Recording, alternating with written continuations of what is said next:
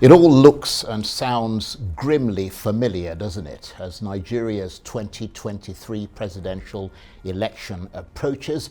Election fever is slowly but steadily gripping the country, and the elaborate power-sharing arrangements are once again under discussion.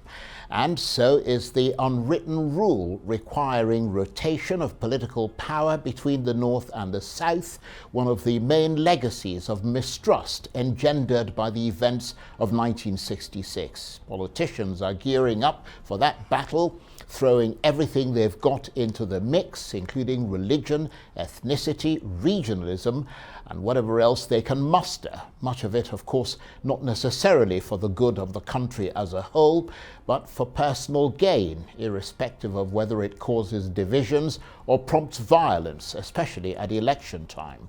So how dangerous does all this make Nigerian politics, especially when the appeal is not so much to reason, but to the heart, which carries with it huge emotions, and crucially, when this appeal is being made to hungry, not very well educated people on all sides?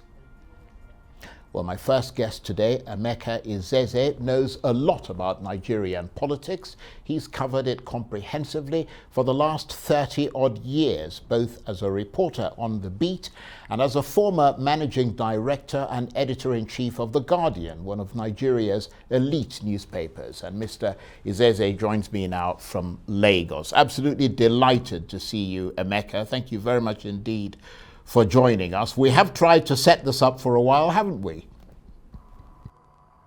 We have. I'm glad we finally got it done today. Thanks, Charles. It's a pleasure to be here, to be on your program too.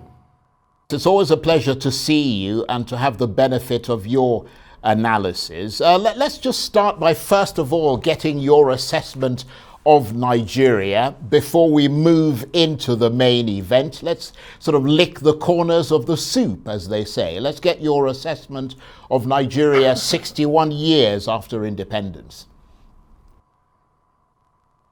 Well, I think it's the right spot to begin. I think we have a lot to complain about, but I also think that we have quite a lot to celebrate. The fact that we have been going for 61 years, with all the challenges, with all the difficulties.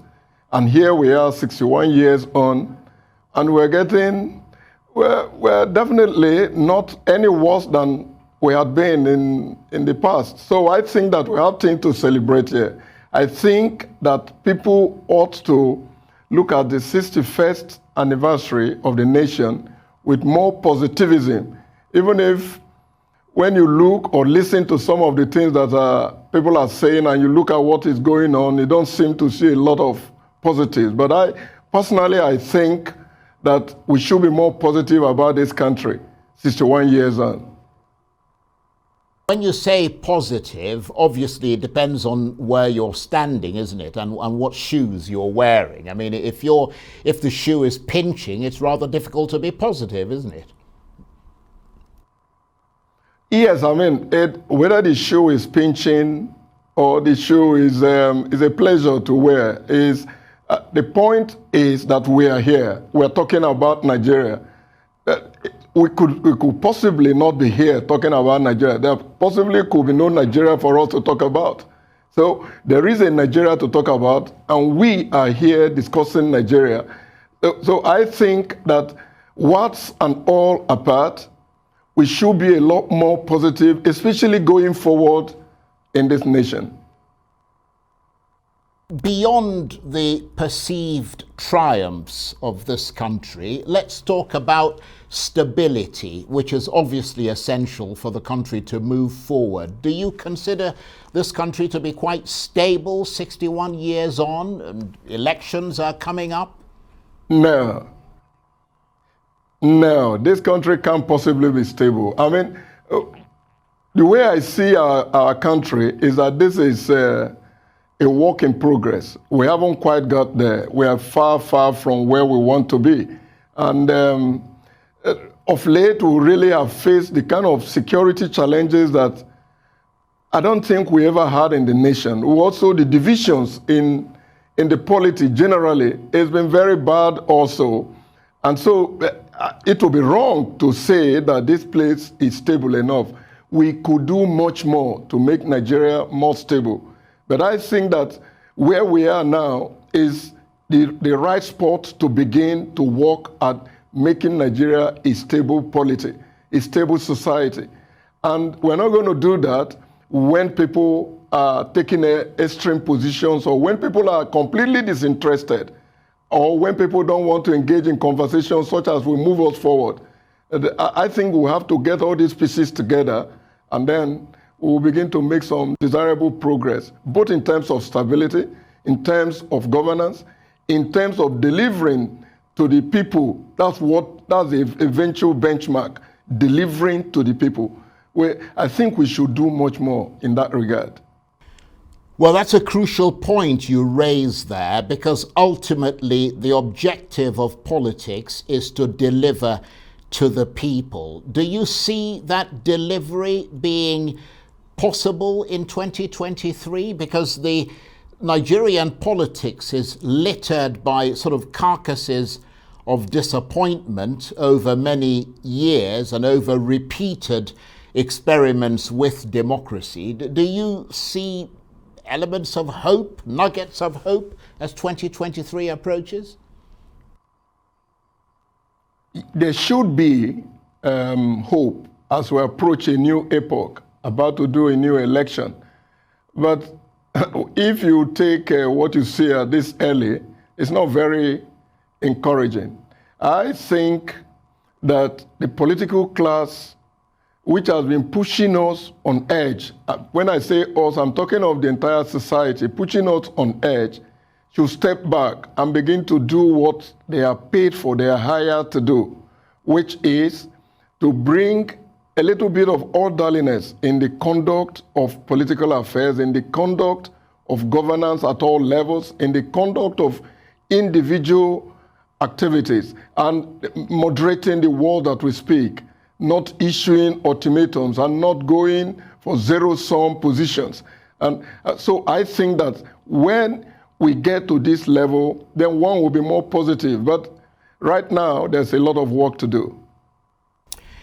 Now, you and I talked about this briefly before we came on air, that part of the problem is the recruitment process in Nigeria, the process by which politicians are recruited and those who eventually achieve some form of elective office. I mean, does anyone have a clue how these people who become president come to be picked in Nigeria?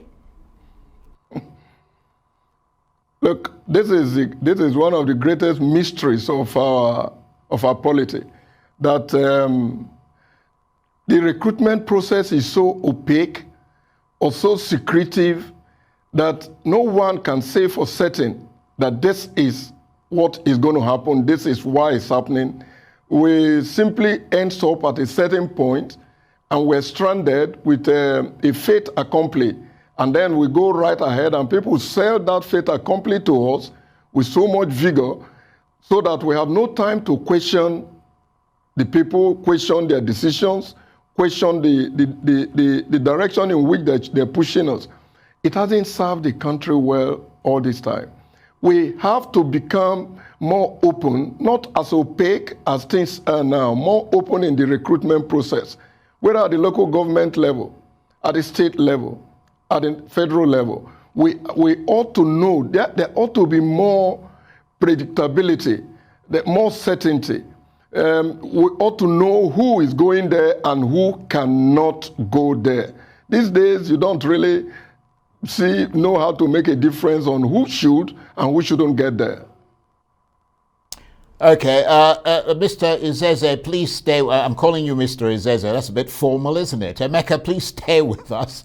I'm going to come back and talk with you some more because we're really quite enjoying your analysis there. You're watching the Arise interview. Plenty more still ahead as we continue our chat about the approaching storm that is the Nigerian 2023 presidential election with the former managing director and editor-in-chief of the Guardian newspaper, Emeka Izeze. Stay with us.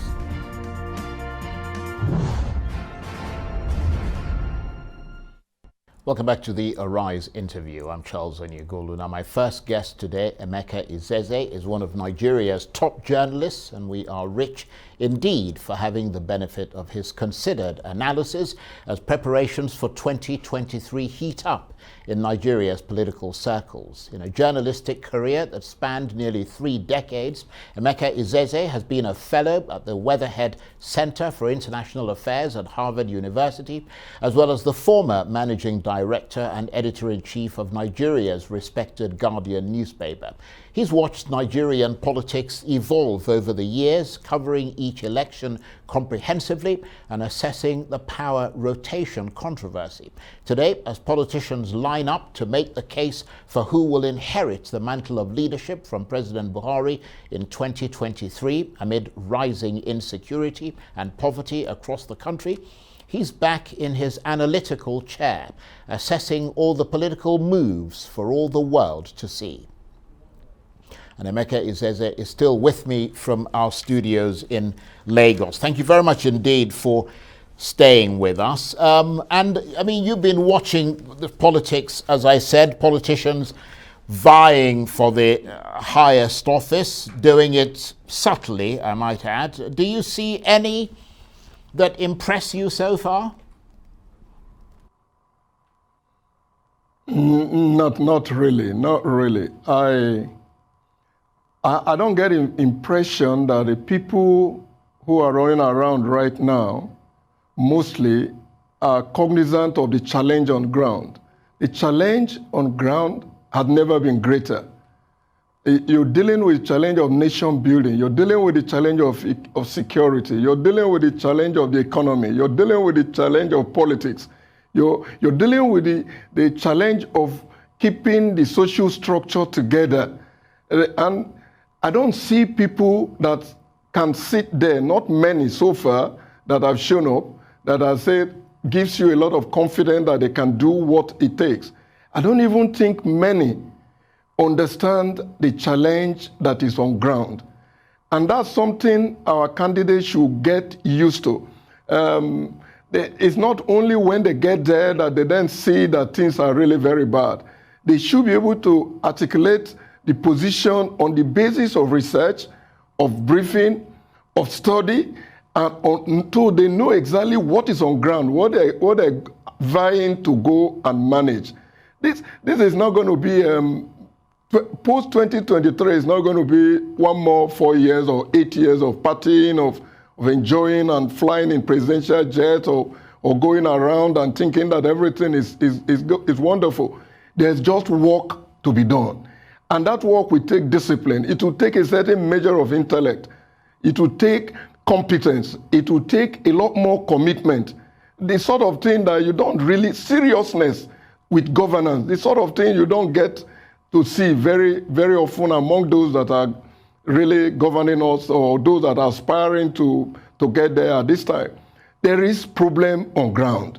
And this problem needs a certain species of candidates to stand and exude confidence and put people in a state of mind that will allow them to give him the benefit of the doubt. That's even the easiest job at the moment. And that is also a tough one to do. So I can't tell you that I'm so confident that most of the people whose names are featuring can do it. Maybe 1 or 2 may well give a shot at it, but I doubt if they fully understand the challenge on the ground. Well, that's very interesting. And it sounds to me like, based on what you're saying, that what Nigeria needs is a recruitment process that brings out the very best. What's the best way to do that? I think we should go back to where things used to be done and done well. The people who were chosen as leaders in the old days were not chosen as leaders in the middle of the night. Everybody knew them to be leaders before they even came up to either the regional level or the national level. And which means that the recruitment process was more democratic at the time in the sense that people were forced to show that they can lead before they even got to become candidates, not to talk of when they were now given the job to do. Right now, it looks like everybody thinks that they can be president of Nigeria. And being president of Nigeria is a top job. Ask President Buhari, even he. Ask President Obasanjo, ask President Goodluck Jonathan, and ask what it took to be president of Nigeria when you hear what you will hear that will make you unable to sleep, that will raise your heartbeat. And the kind of challenges that were not even existing in their time are now existing now. And so we are looking for people who were cultured for this job, or who will come up, people who will desire to do this job, people who will commit to doing this job, and people who are prepared, competent, disciplined, dedicated to Nigeria and to doing the job. I really think we can get those people. They don't have to come from the political class only. They can come from other sectors of the society. But even the political class has a few of such people that can actually be made to do this job. So I think the first thing is for our politicians to begin to appreciate that it's not anybody, just anybody that can be president of Nigeria. Definitely not at this time. And it's absolutely nothing to do with north, south, east, or west. It's not just anybody that can be president of Nigeria. They trivialize it when they say so. It is not anybody can be president of any other country. And we ought to look for people who can govern this place. And we ought to look for them from the grounds up. I think they're there. Okay, sadly, he can't hear me. I would have wanted to get his reaction to that, but that was the former managing director and former editor-in-chief of the Guardian newspaper, Emeka Izeze, talking to me there from our studios in Lagos.